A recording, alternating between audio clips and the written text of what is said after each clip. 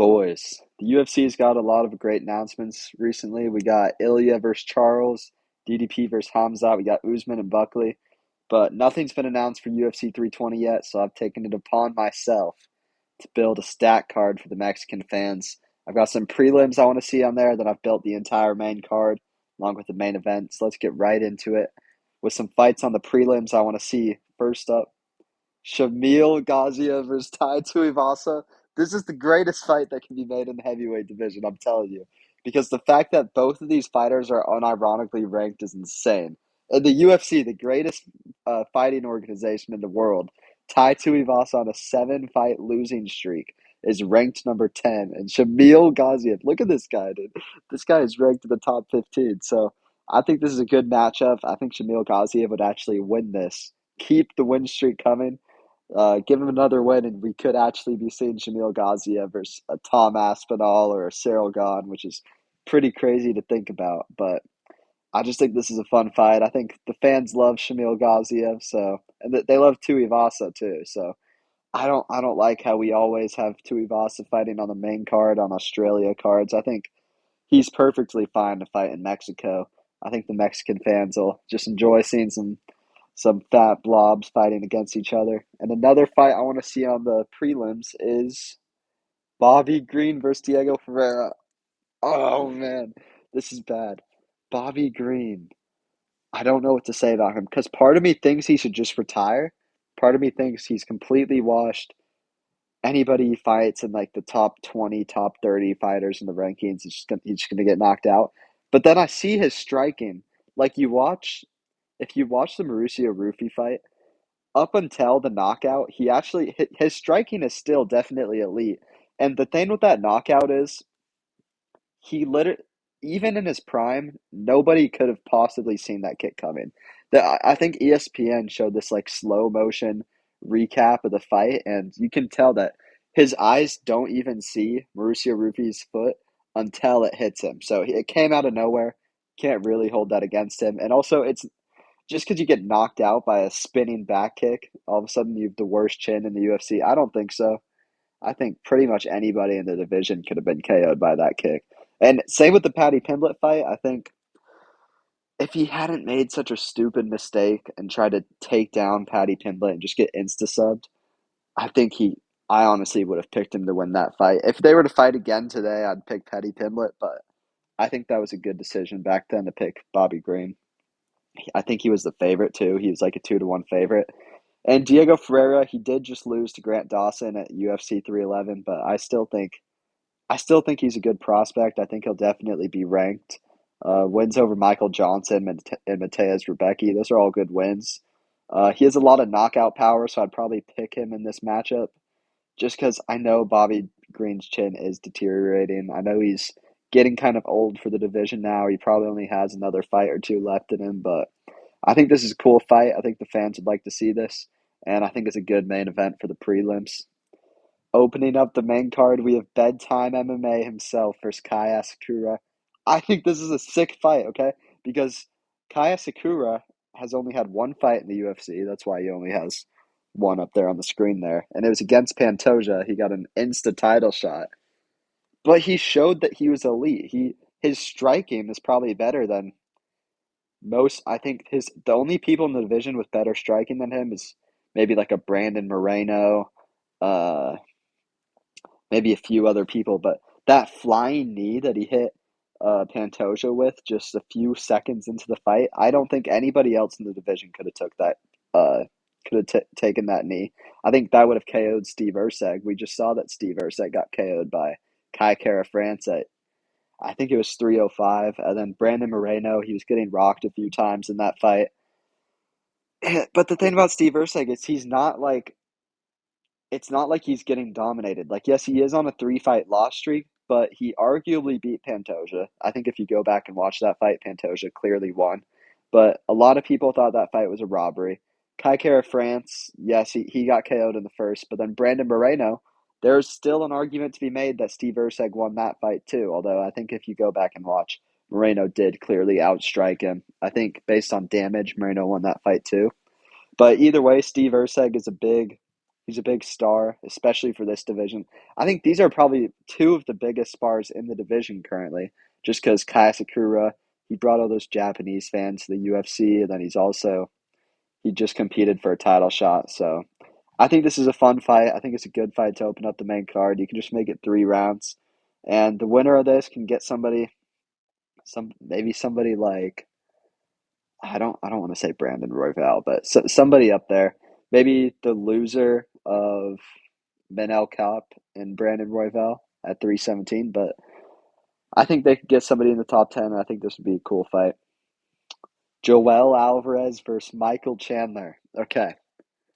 Listen to what I think about this. I know Michael Chandler is not elite anymore. I know he shouldn't be ranked, but he's still one of the biggest names in the sport. No matter how old he is, every time he fights, all the Instagram comments are just going to be like, "Oh, Michael Chandler always makes it entertaining. This guy goes to war," even though his last like 2 or 3 fights haven't been that entertaining. But Joel Alvarez, this is why this fight is so important. Nobody except like the hardcore fans of the sport knows who Joel Alvarez is.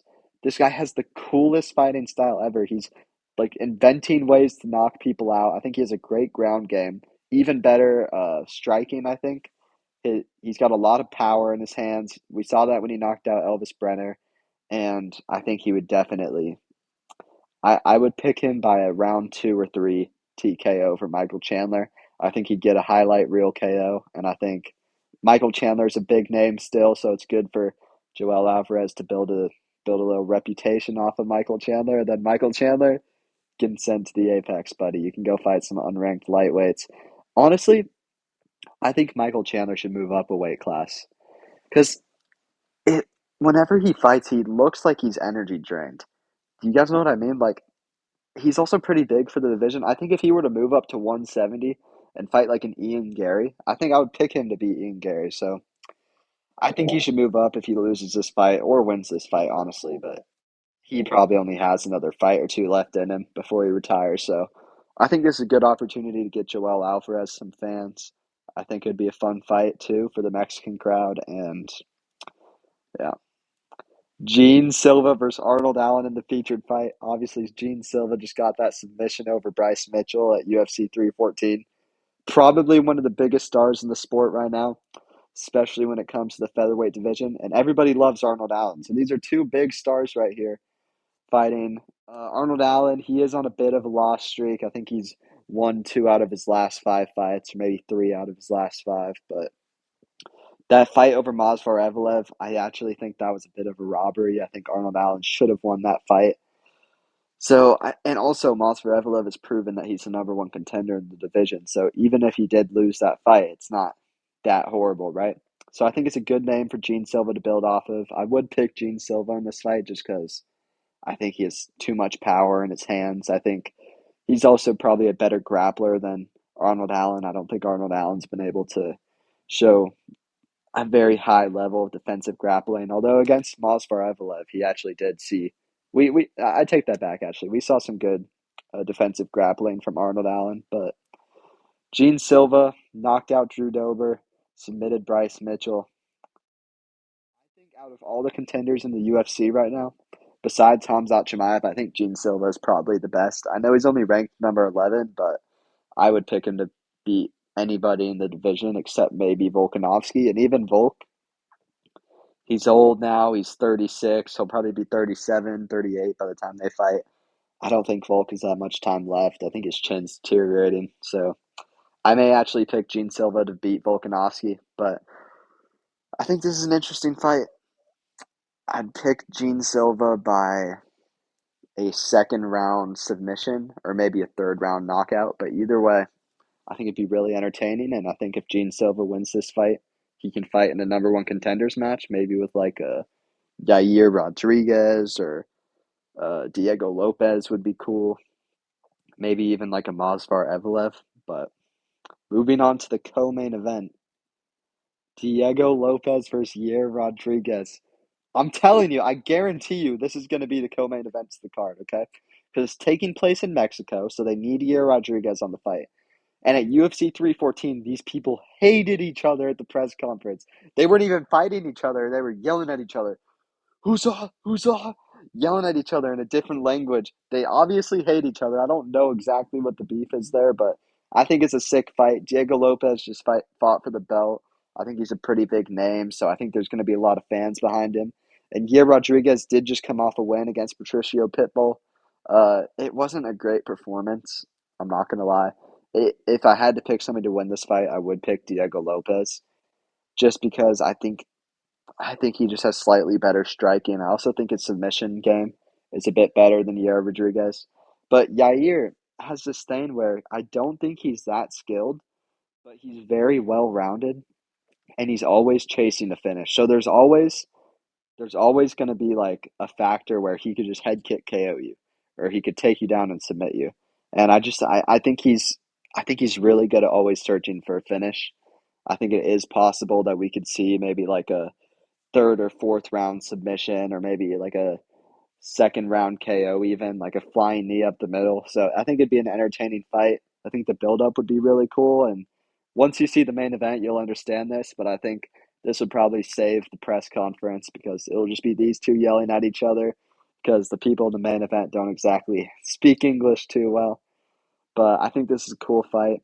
I'd pick Diego Lopez, but I think it's 60-40. I'm not entirely sure who would win this. If Diego Lopez wins, I don't really want to see him fight for the belt. Maybe if it was against Evelev, we could do that rematch. But if Yair Rodriguez wins, I say give him a title shot because he's on a bit of a career resurgence right now. I'm not the biggest Yair Rodriguez fan, but I understand that. I think he's entertaining, and so if he were to get this done, it would be cool. On to the main event, the rematch between Magomed Ankalaev, Big Onk, and Alex Pereira. Magomed Ankalaev is going to win. Let me lay out. I saw the leaked UFC script, so let me lay this out for you. Magomed Ankalaev is going to beat Alex Pereira at UFC 320. 6 months later, he's going to defend the belt against Jiri Prochazka. Then there's not going to be any contenders left for him because there's nobody at lightweight to fight for the belt. There's not going to be any contenders at heavyweight because it's just Cyril Gahn and Volkov fighting each other. Magomed Ankalaev, Tom Aspinall for the undisputed heavyweight belt. Tell me that's not a sick fight. That would be awesome to watch. I think Magomed Ankalaev actually has the best chance against Tom Aspinall out of anybody, so I think this is really entertaining. As for this fight here, I think Magomed Ankalaev wins even more dominantly than the first fight. I think the thing that surprised me the most about that fight at 313 is that Magomed seemed like the better striker. Like, if you didn't know anything about either of these fighters and you watched this fight, you would just be like, oh, yeah, they're just two kickboxers, and Magomed Ankalaev was better. Because he was rocking Alex Pereira. I remember it was so funny the day after the fight going on ESPN on Instagram, and everybody's just like, oh, so apparently going 0 and 11 on takedowns gets you the win. No, like rocking your opponent, outstriking him every single round, that's what gets you the win. Magomed Ankalaev clearly won that fight. All the Poetan fans were freaking out saying it was a robbery. It wasn't a robbery. It could have arguably been a 4-1, but it was definitely a 3-2. There was a second there where I thought he was going to finish Pereira on the feet, knock him out. It looked like he was about to. I think it was the second round. It was like halfway through, and Pereira was like struggling to stand and his knees were wobbling, and I was like, all my friends were freaking out. If Magomed wins this, I think, is it too early to say that? Yeah, no. I think if Magomed wins this, he's a top five light heavyweight of all time because I think it would go John Jones, Daniel Cormier, Alex Pereira, Blachowicz, and then Magomed Ankalaev. And I think if he wins this, I want to see not the rematch. I want to see him defend his belt against Jiri Prochazka because I think that's a sick matchup.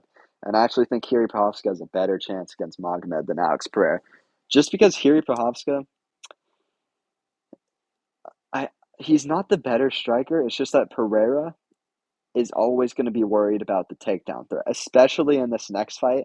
He's going to be worrying the entire time when they're fighting. He's going to be thinking about the takedowns. And then here he doesn't really have to worry about that because here he's actually an underrated grappler. He has some good grappling defense, so I don't think he has to worry about takedowns from Magomed too much. And I think he'll just be able to swing wildly. I think he might be able to catch Magomed, knock him out. Um, I might pick him to win that fight, but if Magomed wins, I think it has some good implications for him. I think that would make him a top four light heavyweight of all time, and I think you can make the argument that he deserves to move up to heavyweight. Not even that he necessarily deserves to move up to heavyweight, but more that there's just nobody else from the fight because who else are we going to give a title shot to? Like Homblahovich is like 41 years old and he's still in the top five. So I just don't think there's any good contenders at light heavyweight. And I think it's a mistake for Pereira to fight Magomed Ankalaev. What I think Pereira should be doing with his career is moving up to heavyweight and fighting like a Volkov in a number one contenders match. I think because if he stays at light heavyweight and he loses to Magomed Ankalaev, that's going to completely destroy his legacy. He's now lost two fights in a row. He lost his belt. I think if he just moves up to heavyweight and if he were to win against Volkov, all of a sudden the most hyped up matchup in the UFC is Alex Pereira versus Tom Aspinall for the heavyweight belt. Because Alex Pereira could either become the first three division champion or Tom Aspinall is just going to knock him out in the first round. So I think that would be the most entertaining match. I would actually pick him to beat like a Volkov. I know it's definitely possible that Volkov would just like take him down and sub him in the first or second round, but I would pick him to win up at heavyweight. So I don't know what he's doing sticking around at light heavyweight. I think if they were to rematch, I think Magomed Ankalaev is going to be like a minus 200 favorite, minus 250. So I don't think it's a good career decision, but I think it would be entertaining for the fans. I don't think people want to see this fight too much, but I think it has good implications for the division. And let me know what you guys think about all these fights. Let me know what else you want to see on 320. And I'll see you guys in the next video.